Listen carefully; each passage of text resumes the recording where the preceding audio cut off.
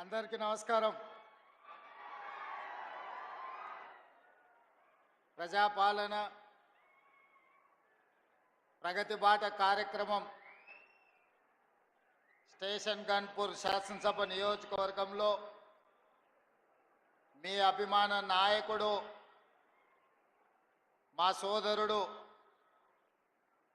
పెద్దలు కడియం శ్రీహరి గారి అధ్యక్షతన నిర్వహించి ఈ కార్యక్రమానికి నాతో పాటు ముఖ్య అతిథులుగా ఉమ్మడి వరంగల్ జిల్లా ఇన్ఛార్జ్ మంత్రివర్యులు పొంగులేటి శ్రీనివాసరెడ్డి గారు, అదేవిధంగా ఈ కార్యక్రమంలో సహచర మంత్రివర్గ సభ్యురాలు శ్రీమతి సీతక్క గారు, అదేవిధంగా సోదరీమణి మంత్రివర్గ సహచరులు శ్రీమతి కొండా సురేఖ గారు, అదేవిధంగా శాసన సభ్యులు రేవూరి ప్రకాష్ రెడ్డి గారు, అదేవిధంగా నాగరాజు గారు, నాయని రాజేందర్ రెడ్డి గారు, యశస్విని రెడ్డి గారు, గండ్ర సత్యనారాయణరావు గారు, అదేవిధంగా శాసన మండలి సభ్యులు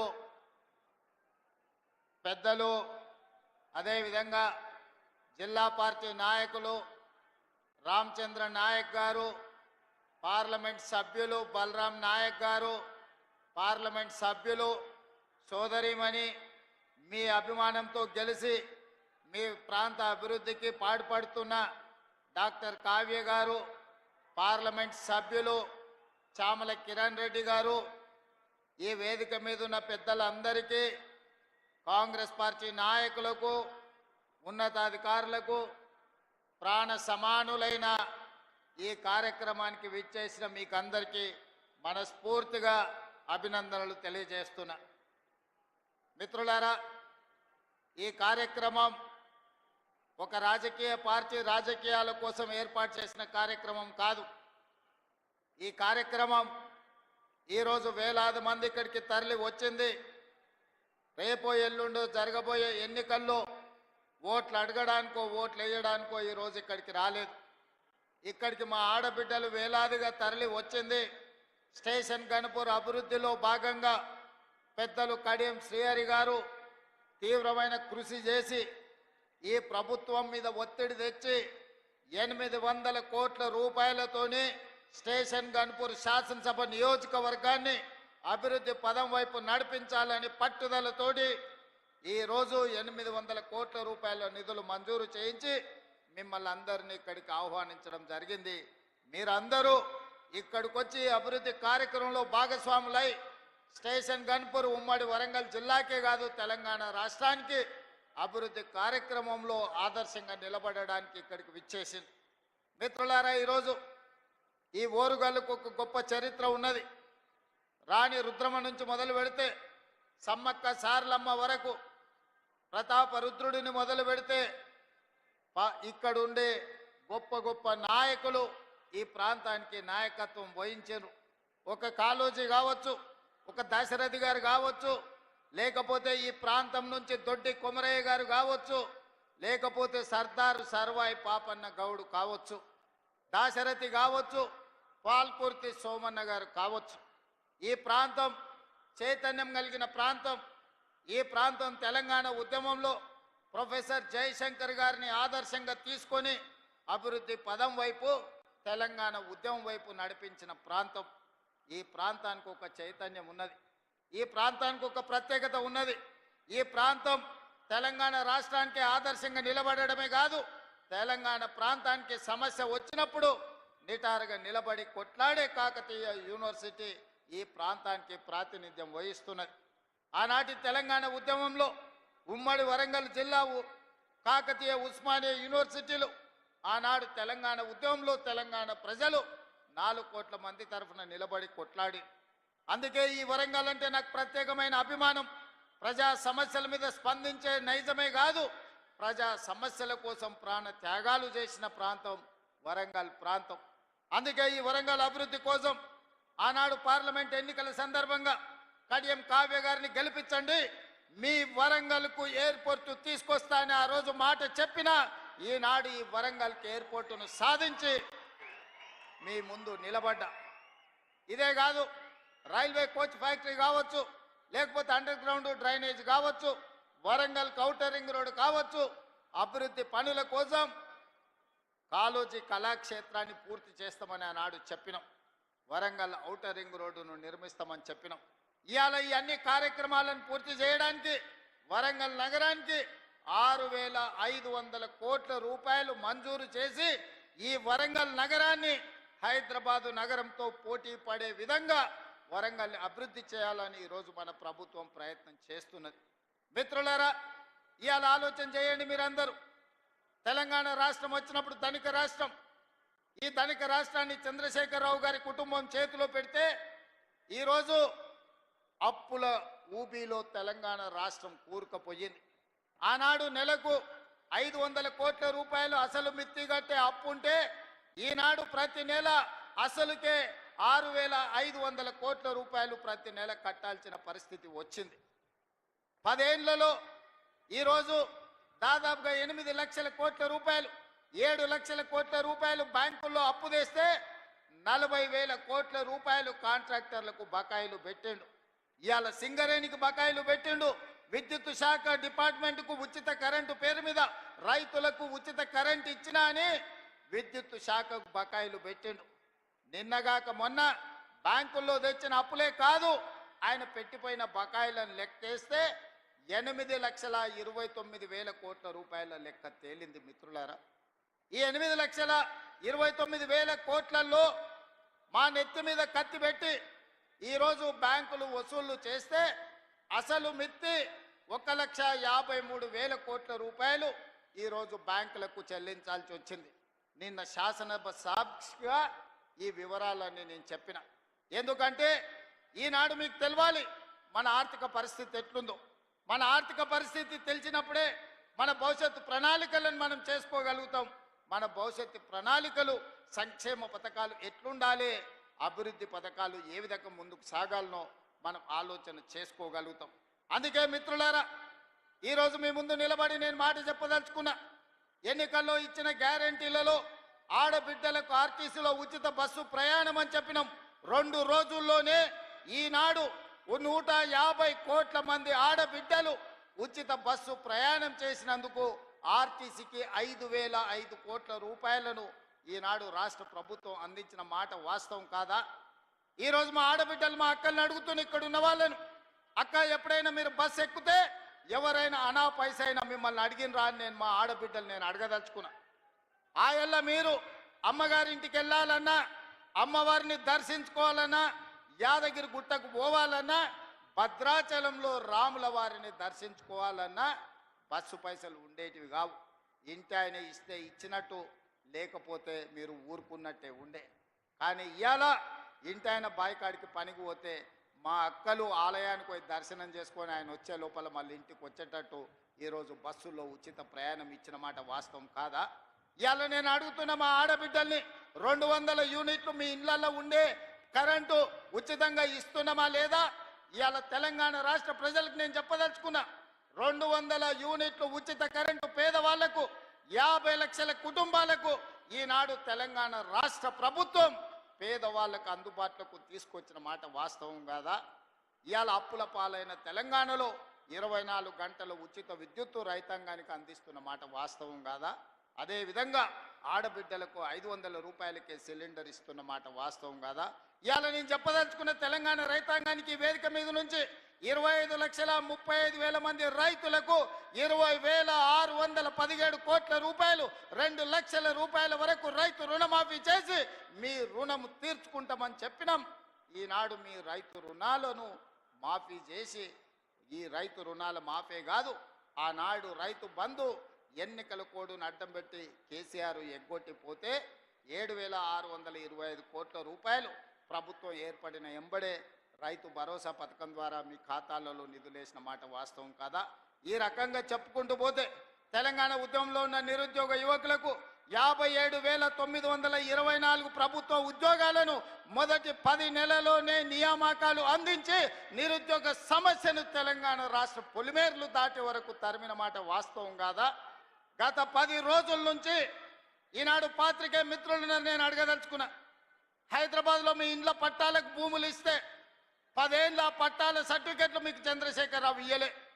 నేను వచ్చిన తర్వాత మీ కుటుంబాలను పిలిచి రవీంద్ర భారతిలో భోజనం పెట్టి మీ జర్నలిస్టులకు ఇండ్ల పట్టాలు నేను ఇచ్చిన మాట వాస్తవం కాదా? 10 ఏళ్ళు చంద్రశేఖరరావు మీకు అన్యాయం చేస్తే మీకు ఇండ్ల పట్టాలు ఇచ్చింది ఈ ప్రభుత్వం కాదా అని నేను అడుగుతున్నా. ఇవాళ గ్రూప్ 1 పరీక్షలు, గ్రూప్ 2 పరీక్షలు, గ్రూప్ 3 పరీక్షలు, ఇవాళ మీ ఉద్యోగాల కోసం ఈరోజు పరీక్ష ఫలితాలను ఇచ్చి ఈరోజు మిమ్మల్ని ఆదుకునే ప్రయత్నం చేస్తున్నాం కదా. అందుకే ఒక్క నిమిషం ఉండండి, చూసిన దించండి. అందుకే ఈరోజు మీ సమస్యలను పరిష్కరించడం కోసమే ఈరోజు ప్రజాపాలన ప్రగతి బాటల పేరు మీద మీ ముందుకొచ్చి మీ దగ్గర నిలబడి మాట్లాడుతున్నాం.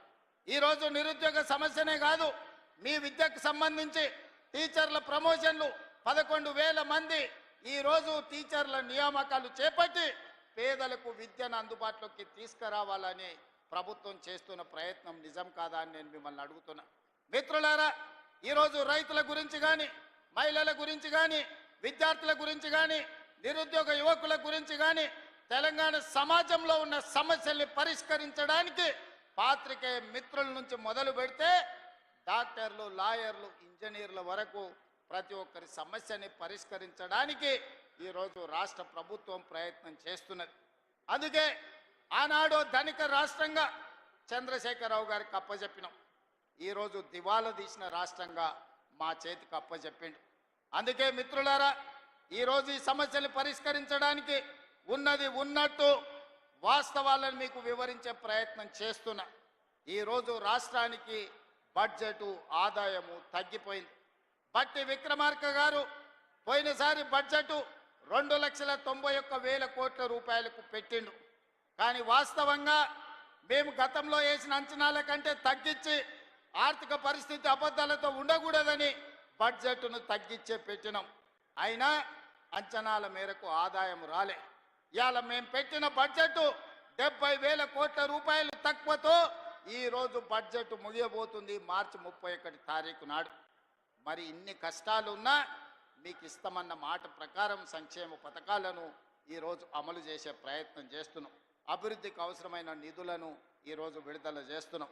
అభివృద్ధిలో భాగంగానే స్టేషన్ గన్పూర్కి ఈరోజు మీ విద్యకు ఇంటిగ్రేటెడ్ రెసిడెన్షియల్ స్కూల్స్ కావచ్చు, 100 పడకల ఆసుపత్రి కావచ్చు, మీ సాగునీటి ప్రాజెక్టు కోసం కావచ్చు, మీ ఇంటిగ్రేటెడ్ రెవెన్యూ డివిజన్ ఆఫీస్ కోసం కావచ్చు, మీ స్టేషన్ గన్పూర్ అభివృద్ధి కోసం కడియం శ్రీహరి గారు పెద్దలు అడిగిన ప్రతి మాటను నిలబెట్టడానికి ఇవాళ 800 కోట్ల రూపాయలు మీకు మంజూరు చేయడమే కాదు, ఇంతకుముందు పెద్దలు కడియం శ్రీహరి గారు ఇదే వేదిక మీద నుంచి ఇంకో కొత్త చిట్టి మళ్ళా తీసి నా ముందల పెట్టిండు. కాగితాలు అక్కడ ఇచ్చిండు.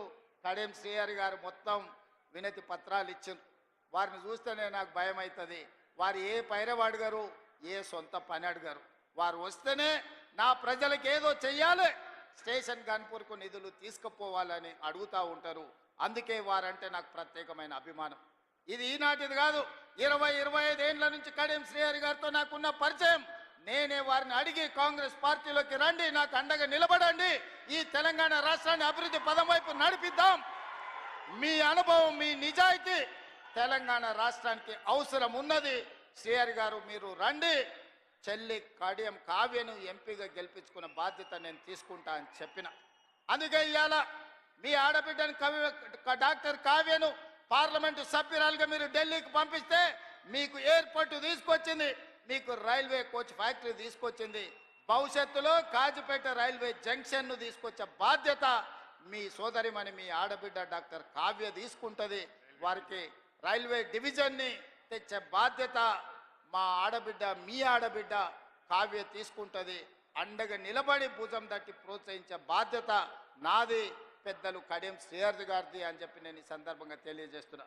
మిత్రులారా, మీ దేవాదుల ప్రాజెక్టు పూర్తి కావాలన్నా, శ్రీహరి గారు నా ముందు ప్రతిపాదించిన పనులను పూర్తి చేయాలన్నా, మీ స్టేషన్ గన్పూర్కి భవిష్యత్తులో నిధులను విడుదల చెయ్యాలన్నా మీరందరూ కలిసికట్టుగా శ్రీహరి గారి నాయకత్వాన్ని బలపరచండి. ఈ స్టేషన్ గన్పూర్ని అభివృద్ధి చేసే బాధ్యత ఈ రాష్ట్ర ప్రభుత్వం తీసుకుంటుంది. ఈనాడు రాష్ట్రం నలుమూలలు మీరు చూడండి, కృష్ణానది జలాల గురించి మీరు ఆలోచన చేయండి. గోదావరి మీద కట్టిన ప్రాజెక్టుల గురించి ఒక్కసారి చర్చించండి. 10 సంవత్సరాలు 1,81,000 కోట్ల రూపాయలు చంద్రశేఖరరావు గారు సాగునీటి ప్రాజెక్టుల మీద ఖర్చు పెట్టిండు. అందులో 1,02,000 కోట్ల రూపాయలు ఒక్క కాళేశ్వరం కట్టడానికి వాడి 1,00,000 కోట్లు పెట్టి కట్టిన కాళేశ్వరం 3 ఏళ్లనే కట్టుడు, 3 ఏళ్లనే కూలుడు జరిగిపోయింది. ఇప్పుడు ఆ కూలిన దాన్ని మొత్తం తీసేయాలంటే మళ్ళా ప్రభుత్వానికి 1,000 కోట్ల రూపాయలు ఖర్చు అయ్యే పరిస్థితి వచ్చింది. ఆయన తీసుకొచ్చి అప్పచెప్పిన దరిద్రం అది కాళేశ్వరం కాదు, అది కూలేశ్వరం అని చెప్పి ఈరోజు నేను మిత్రులకు చెప్పదలుచుకున్నా. ఇవాళ ఆయన గొప్పలు చెప్తున్నాడు. మీరు ప్రాజెక్టులు కట్టినరా, కేసీఆర్ గారు ప్రాజెక్టులు కట్టినరు, రిజర్వాయర్లు కట్టినరు అని.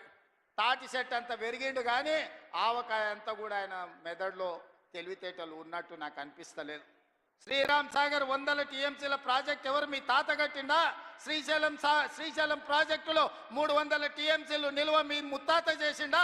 నాగార్జున సాగర్లో 200 పైచిల్కు టీఎంసీల నీళ్ళ ప్రాజెక్టు ఎవరు కట్టిండ్రని నేను హరీష్ రావు గారిని అడగదలుచుకున్నా.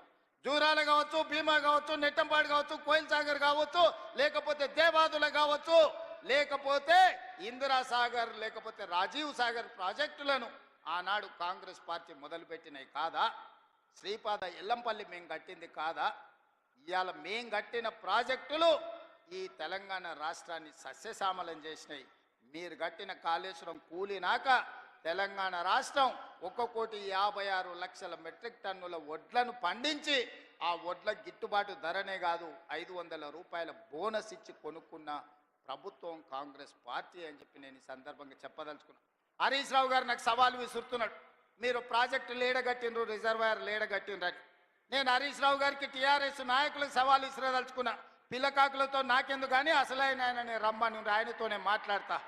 శ్రీరామ్ సాగర్ మీద మాట్లాడదామా, నాగార్జున సాగర్ మీద మాట్లాడదామా, శ్రీశైలం ఆనకట్ట మీద మాట్లాడదామా, జూరాల మీద మాట్లాడదామా, భీమా మీద మాట్లాడదామా, నెట్టంపాడు మీద మాట్లాడదామా, కోయిల్ సాగర్ కట్ట మీద మాట్లాడదామా, రాజోలి బండ డైవర్షన్ స్కీమ్ దగ్గర మాట్లాడదామా, లేకపోతే మంజిరా పరివాహక ప్రాంతంలో మాట్లాడదామా? చంద్రశేఖరరావు గారు వీళ్ళని కాదు, నువ్వు రా, నువ్వు వస్తే నీకు తెలుస్తుంది మేమేం చేసినాం, మీరేం చేసినాం. తెలిసి తెలవక ఉడికిందో ఉడకక ఉరుకులాడుతున్నారు నీ అల్లుడు, నీ కొడుకు. వాళ్ళకు పిల్లకాకులకేం తెలుసు, ఉండేలు దెబ్బ అని వెనకడికి చెప్పారు. నీకు తెలుసు కదా మా దెబ్బ ఎట్లుంటుందో, కాంగ్రెస్ పార్టీ కార్యకర్తల దెబ్బ. 2023 డిసెంబర్ 3 నాడు చూసినావు కదా మా కార్యకర్తల దెబ్బ. అందుకే ఇవాళ ఆయన మొహం జల్లక ఫామ్ హౌస్లో దాచుకొని ఇవాళ వీళ్ళను ఉసిగొల్పుతున్నాడు. ఏమన్నా అంటే పెద్ద మనిషిని అట్లా అంటారా అంట. పెద్ద మనిషిలాగా వ్యవహరించాలి కదా అని నేను అంటున్నాను. ఆయన అనుభవాన్ని తెలంగాణ కోసం వాడా? అధికారం పోతే బయటికి రాడా? బయటికి రానప్పుడు ప్రతిపక్ష హోదా ఎందుకు? 58 లక్షల జీతం ఎందుకు? 15 నెలల చంద్రశేఖరరావు గారికి తెలంగాణ రాష్ట్ర ప్రభుత్వం 58 లక్షల రూపాయల జీత భత్యాలు ఇచ్చి వందలాది మంది పోలీసుల పహారను వారికి కల్పించింది. నేను అడుగుతున్న వారిని, నేను అడుగుతున్న మీడియా మిత్రులని, నేను అడుగుతున్న ఇక్కడికొచ్చిన మా అక్క చెల్లెలని, అక్క మనం ఎక్కడైనా జీతం ఉంటే నెల జీతం ఇచ్చిన యజమాని ఎందుకు వస్తలేవని అడగడా? ఇంట్లో వండుకుంటే అని నేను అడుగుతున్నా. మన దగ్గర ఉన్నోడు ఎవడైనా, మన దగ్గర ఉండే టీచర్ అయినా, ఎస్ఐ అయినా, కానిస్టేబుల్ అయినా, ఏ ప్రభుత్వ ఉద్యోగైనా జీతం తీసుకుంటే జీతానికి రాకపోతే ఉద్యోగానికి రాకుండా జీత భత్యాలు 15 నెలలు తీసుకునేది ఎక్కడైనా ఉన్నదా? ఈ వెసులుబాటు ఎక్కడైనా ఉన్నదా అని నేను అడుగుతున్నా. మీడియా మిత్రులను కూడా అడుగుతున్నా. వారం రోజులు మీరు రిపోర్టు చేయకపోతే మీ యజమానులు ఊరుకుంటారా? ప్రతి నెల క్రమం తప్పకుండా జీత భత్యాలు తీసుకుంటున్న చంద్రశేఖరరావు గారు మీరు ఫామ్ హౌస్లో వండుకొని ఏం సందేశాన్ని ఇవ్వదలుచుకున్నారు? అధికారం ఉంటే ఉంటా, లేకపోతే అలిగి పండుకుంటా అనేదా మీ విధానం అని నేను అడుగుతున్నా. మీకు అనుభవం ఉందంటున్నారు, మీకు అపారమైన జ్ఞానం ఉందంటున్నారు, 80,000 పుస్తకాలు చదివిన విజ్ఞాన గని మీరు అంటున్నారు. మీ అనుభవము, మీ విజ్ఞానము తెలంగాణ ప్రజల కోసం ఉపయోగించరా అని నేను అడుగుతున్నా. మీరైతే 1,00,000 కోట్ల రూపాయలు సంపాదించుకున్నారు, టీవీలు పెట్టుకున్నారు, పేపర్లు పెట్టుకున్నారు, ఫామ్ హౌస్లు కట్టుకున్నారు. నువ్వు గజ్వేల్లో కట్టుకుంటే నీ కొడుకు జన్వాడలో కట్టుకున్నాడు, నీ అల్లుడు మొయినాబాద్లో కట్టుకున్నాడు, నీ బడ్డ శంకర్పల్లి దగ్గర ఫామ్ హౌస్లు 100 ఎకరాలలో కట్టుకున్నారు. మరి తెలంగాణ ప్రజలు ఉన్న భూములు అమ్ముకొని ఆత్మహత్యలు చేసుకుంటుంటే ఈ ట్రిక్ ఏదో మాకు చెప్పరా? తెలంగాణ ప్రజలకు ఆయన ఏదో క్యాప్సికం పండిస్తేనే ₹1 కోటి ఎకరాకు వస్తుంది అన్నాడు. ఆ టెక్నిక్ ఏదో తెలంగాణ రైతాంగానికి చెప్పవా కేసీఆర్ గారని నేను అడుగుతున్నా. ఈరోజు తెలంగాణ రాష్ట్రం వచ్చిన తర్వాత చంద్రశేఖరరావు గారు వారి కుటుంబ సభ్యులు 1,00,000 కోట్ల రూపాయలు ఎట్లా సంపాదించుకుర్రు? తెలంగాణ రాష్ట్రం 4 కోట్ల ప్రజల నెత్తి మీద 8,29,000 కోట్ల రూపాయల అప్పెట్లొచ్చింది. మాకు అప్పులు ఎట్లా పెరిగినాయి పాపాల పుట్టలెక్క, మీ ఆస్తులు ఎట్లా పెరిగినాయి 1,00,000 కోట్లకని నేను ఈ వేదిక మీద నుంచి పెద్దలు చంద్రశేఖరరావు గారిని సవినయంగా అడుగుతున్నా, గౌరవప్రదంగా వారికి విజ్ఞప్తి చేస్తున్నా. మీ 1,00,000 కోట్ల సంపాదన నైపుణ్యం ఏందో మా నిరుద్యోగ యువకులకు చెప్పండి. 1,00,000 కోట్లు రాకపోయినా నెలకు 1,00,000 రూపాయలు సంపాదించుకునే నైపుణ్యం మా నిరుద్యోగ యువకులు నేర్చుకుంటారని నేను అడుగుతున్నా.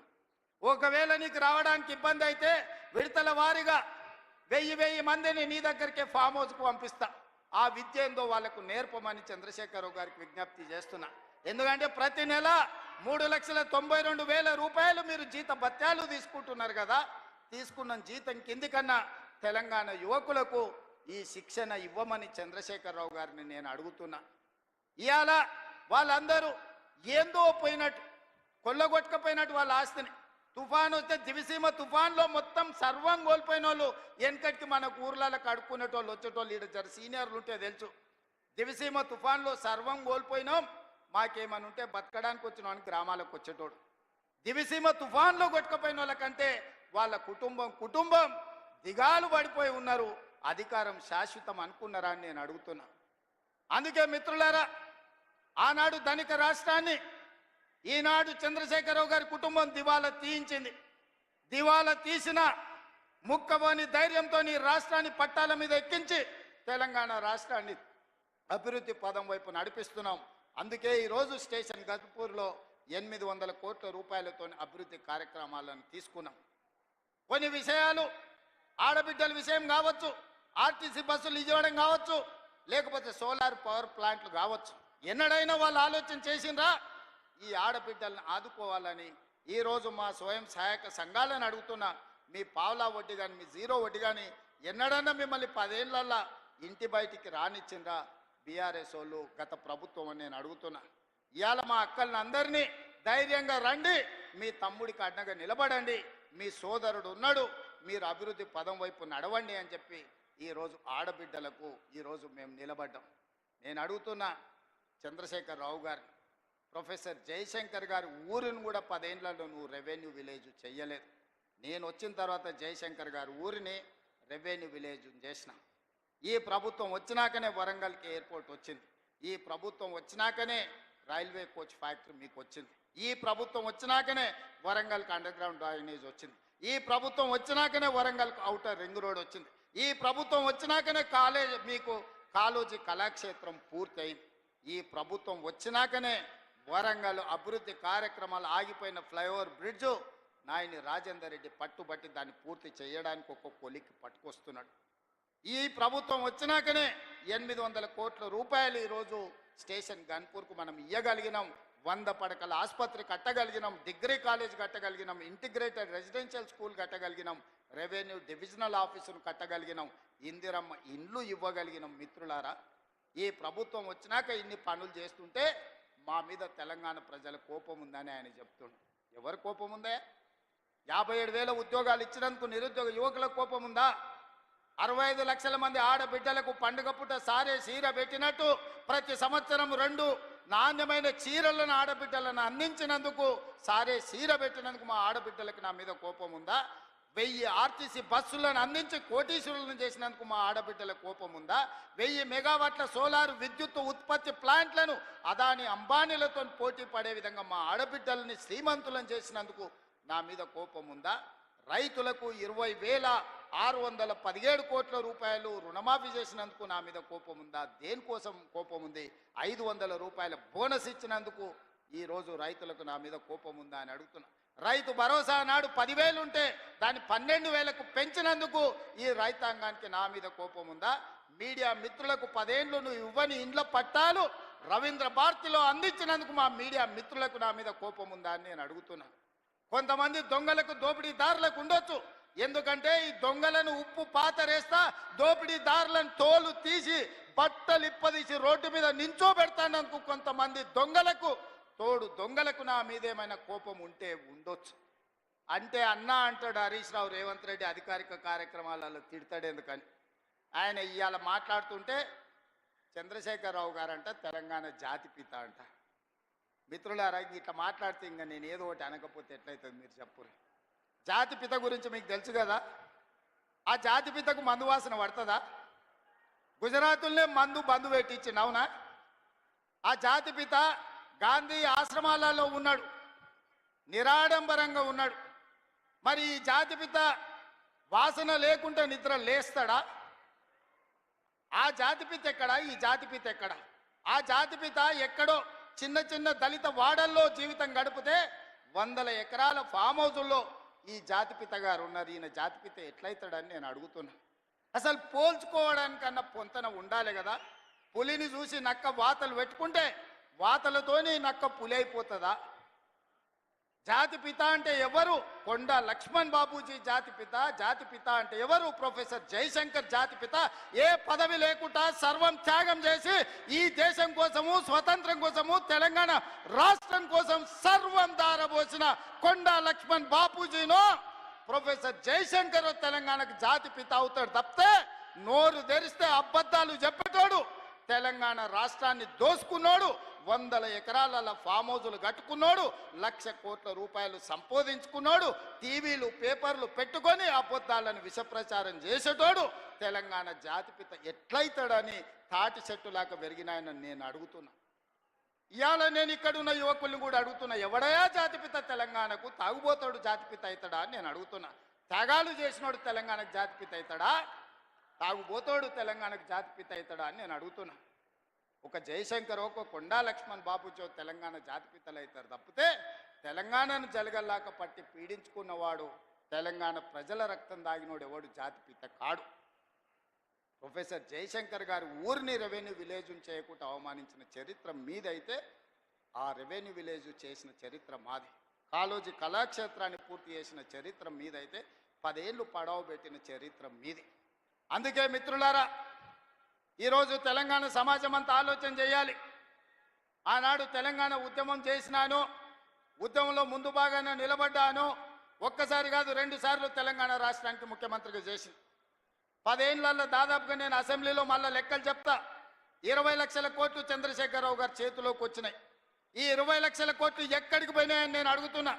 ఇవాళ నేను చెప్పదలుచుకున్న, చంద్రశేఖరరావు గారు చేసిన అప్పుల కోసం నేను కట్టింది 1,53,000 కోట్లు బ్యాంకులకు అసలు మిత్తి పేరు మీద నేను కట్టిన. నిజంగానే ఈ 15 నెలల ఈ 1,53,000 కోట్ల రూపాయలు నా చేతుల్లో ఉంటే మా పొంగులేటి శ్రీనివాసరెడ్డి గారికి చెప్పి 30 లక్షల ఇండ్లు, ఇందిరమ్మ ఇండ్లు పేదోళ్ళందరికీ, తెలంగాణ రాష్ట్రంలో ఉన్న అందరికీ ఇండ్లు కట్టించుండేవాడిని. ఇవాళ నా దగ్గర ఇండ్లు లేని పేదల లెక్క 25 లక్షలే ఉంది. ఒక్క సంవత్సరం చంద్రశేఖరరావు గారు చేసిన అప్పులకు తప్పులకు నేను కట్టిన పాయమాల్ 1,53,000 కోట్లు. ఈ 15 నెలల ఈ 1,53,000 కోట్లు నా దగ్గరనే ఉంటే 30 లక్షల పేదోళ్లకు 5 లక్షల లెక్కన ఇందిరమ్మ ఇండ్లు కట్టించి రాష్ట్రంలో ఇల్లు లేని పేదోళ్ళు లేకుండా 100% పేదలకు ఇండ్లు కట్టించటోని. ఇదే కాదు, 75 లక్షల మంది రైతులకు 2 లక్షల రూపాయల రుణమాఫీ చేసి ఉండేటోని. ఒక్క సంవత్సరమే చంద్రశేఖరరావు చేసిన పాపాలకు నేను కట్టిన పాయమాల్ 1,53,000 కోట్లు. ఇది పాపాల పుట్టలాగా పెరిగిపోతుంది. ఆలోచన చేయండి మిత్రులారా. పాపాల బైరోడు రాష్ట్రాన్ని మొత్తాన్ని కొల్లగొట్టేసి ఈ రోజు పోయి ఫామ్ హౌస్లో రెస్ట్ తీసుకుంటూ వాళ్ళ వంది మాగదులను పంపించి మమ్మల్ని తిట్టిస్తున్నారు. ఇది ఈరోజు తెలంగాణ రాష్ట్రంలో ఉన్న పరిస్థితి. అందుకే మా ఆడబిడ్డల నుంచి మా నిరుద్యోగ యువకుల వరకు, మా రైతుల నుంచి మా కార్మికుల వరకు నేను ఒక్క మాట చెప్పదలుచుకున్నా. ఖచ్చితంగా ఈ రాష్ట్రాన్ని అభివృద్ధి పదం వైపు నడిపించే బాధ్యత మాది. తెలంగాణ రాష్ట్రంలో జరుగుతున్న తప్పులను ఉన్నట్టుగా మీకు వివరిస్తా. లేని అబద్ధాలను నేను చెప్పను. లేని ఆదాయాన్ని అరచేతిలో వైకుంఠం చూపించను. అరచేతిలో బెల్లం పెట్టి మోచేతి నాకండి అనే అబద్ధాలు నేను చెప్పను. ఉన్న లెక్కలన్నీ అసెంబ్లీలో చెప్తా. రాష్ట్రానికి వస్తున్న ఆదాయం ఎంత, ఆ ఆదాయాన్ని ఎలా సంక్షేమానికి, అభివృద్ధికి వాడాలో మీ సూచనలు తీసుకొని ముందుకు వెళ్తా. ఇవాళ కష్టం వచ్చినప్పుడు మీతో కాకపోతే ఎవరితో చెప్పుకుంటామని నేను అడుగుతున్నా. ఇవాళ తెలంగాణ రాష్ట్రం అప్పుల ఊబిలో కూరుకుపోయింది. ఆయన గారు చేసిన అప్పులకు 88,000 కోట్ల అస్సలు కట్టినా, 64,000 కోట్ల మిత్తి కట్టినా, 1,53,000 కోట్లు 15 నెలల్లో కట్టాల్సిన పరిస్థితి వచ్చిందంటే ఎంత దారుణమైన పరిస్థితి తెలంగాణ రాష్ట్రం ఉందో మీరు ఆలోచన చేయండి. తండ్రి కొడుకులు అంటారు అప్పులుంటే బయటికి చెప్తారా, మళ్ళీ అప్పు ఎట్లా పుడుతుందని. నేను మళ్ళీ అప్పులు చేయదలుచుకోలే, పప్పు కూడు వండదలుచుకోలే. అప్పు చేసిన పప్పు కూడు ఎప్పటికైనా మనకు ముప్పే అని, అప్పు మనకు ముప్పు అని నేను స్పష్టంగా నిర్ణయించుకున్నా. అందుకే కూడ తీసుకొని తెలంగాణ రాష్ట్ర ఆదాయం పెంచుకొని ఆదాయాన్ని పెంచాలి, పేదలకి పంచాలి అన్న ఆలోచనతోని రాష్ట్ర ప్రభుత్వాన్ని ముందుకు నడిపించదలుచుకున్నాం. అందుకే మీరందరూ సహకరించండి, మీరందరూ అండగా నిలబడండి. మా శ్రీహరన్న మళ్ళా పక్క నుంచి గన్పూర్కు నిధుల గురించి చెప్పమంటుండ్రు. తప్పకుండా దీనికి సంబంధించిన అన్నీ మళ్ళీ నేను నిదానంగా వారితో మాట్లాడి ఇస్తా. ఎందుకంటే మిగతా ఎమ్మెల్యేలు కూడా ఉన్నారు, వాళ్ళందరూ నా దిక్కు కోపంగా చూస్తున్నారు. అన్నీ శ్రీహరన్నకే ఇస్తే మాకు మరి మా సంగతి ఏందని. అదేవిధంగా రాంపూర్ డంప్ యార్డ్ గురించి కూడా శ్రీహరన్న పక్క నుంచి మా కావ్యమ్మ చెప్పినట్టుంది, కాగితం రాసిస్తున్నాడు. తప్పకుండా డంపింగ్ యార్డ్ నుంచి మొదలు పెడితే స్టేషన్ గన్పూర్లో ఉండే సమస్యల్ని పరిష్కరించే బాధ్యత నాది. మిత్రులారా, ఎర్ర టెండున మీరు అందరు కూడా ఇక్కడికి వచ్చిండ్రు. మీ ఆశీర్వాదం, మీ అండ ఉండాలి. 10 ఏళ్ళు ఏలినోళ్ళు 10 నెలలకే మమ్మల్ని దిగిపోమంటారు. 5 ఏళ్ళ కోసం కదా కుర్చీ ఇచ్చింది మీరు. ఇవాళ ప్రభుత్వ ఉద్యోగం ఇస్తే 35 ఏళ్ళు ఉద్యోగం ఉంటుంది అంటారు, 2 ఏళ్ళకే తీసేస్తే పోతుందా? చంద్రశేఖరరావు డెఫినెట్గా దుఃఖం ఉంటుంది, వాళ్ళ కుటుంబానికి బాధ ఉంటుంది. ఎందుకంటే ఆ కుర్చీలో ఉంటే వాళ్ళు మళ్ళా దోసుకోవడానికి అవకాశం ఉండే అని వాళ్ళు ఆలోచన చేస్తున్నారు. అందుకే మిత్రులారా, ఈరోజు ఈ తెలంగాణ రాష్ట్రాన్ని అభివృద్ధి పదం వైపు నడిపించుకునే బాధ్యత మనది. ఈ తెలంగాణ రాష్ట్రాన్ని పునర్నిర్మించుకొని మన భవిష్యత్ తరాల కోసము ఆదర్శంగా నిలబడే విధంగా తెలంగాణ రాష్ట్రాన్ని ముందుకు తీసుకువెళ్దాం. మీరందరూ అండగా నిలబడండి. మీకు దాచిపెట్టేదేమీ లేదు, ఉన్నది ఉన్నట్టు అసెంబ్లీలో మళ్ళీ చెప్తాను. నిన్న కొంత చెప్పిన, గవర్నర్ గారు ప్రసంగంలో సగం చెప్పిన, ఈరోజు ఇంటర్వెల్ మాత్రమే, విరామమే. మళ్ళా బడ్జెట్ పెట్టినాక 19-20 తారీఖులో మిగతా కథంతా మొత్తం చెప్తా. రాష్ట్రంలో ఉన్న కేసీఆర్ చేసిన పాపాల చిట్ట విప్పుతా. మీరందరూ వినండి. ఖచ్చితంగా తెలంగాణ రాష్ట్రాన్ని బాగు చేద్దాం. మనమే చేసుకోవాలి, మనమే నడుము బిగించాలి. మీరందరూ అండగా నిలబడాలి. ఇంత మంచి కార్యక్రమాన్ని ఏర్పాటు చేసి మిమ్మల్ని అందరినీ కలవడానికి ఒక అవకాశం కల్పించిన పెద్దలు కడియం శ్రీహరి గారికి, ఇన్ఛార్జ్ మినిస్టర్ పొంగులేటి శ్రీనివాస్ రెడ్డి గారికి, అదేవిధంగా వేదిక మీద స్టేషన్ గన్పూర్ కాంగ్రెస్ పార్టీ నాయకులు, గ్రామస్థాయి నాయకులు, మండల స్థాయి నాయకులు, నియోజకవర్గ స్థాయి నాయకులు, జిల్లా నాయకులందరూ కూడా వేదిక మీద ఉన్నారు. వాళ్ళందరి పేర్లు నేను తీసుకోలేకపోయినా పేరు పేరున వాళ్ళకు మనస్ఫూర్తిగా ధన్యవాదాలు తెలియజేస్తున్నా. మరీ ముఖ్యంగా మా ఆడబిడ్డలకు మిట్ట మధ్యాహ్నమైన ఎర్ర టెండ ఉన్నా అన్నం తినకుండా మీ సోదరిని ఆశీర్వదించడానికి కూర్చున్నందుకు మా ఆడబిడ్డలందరికీ కూడా ప్రత్యేకంగా ధన్యవాదాలు తెలియజేసి సెలవు తీసుకుంటున్నది. మిత్రులారా, జై హింద్, జై కాంగ్రెస్. గౌరవ ముఖ్యమంత్రి గారి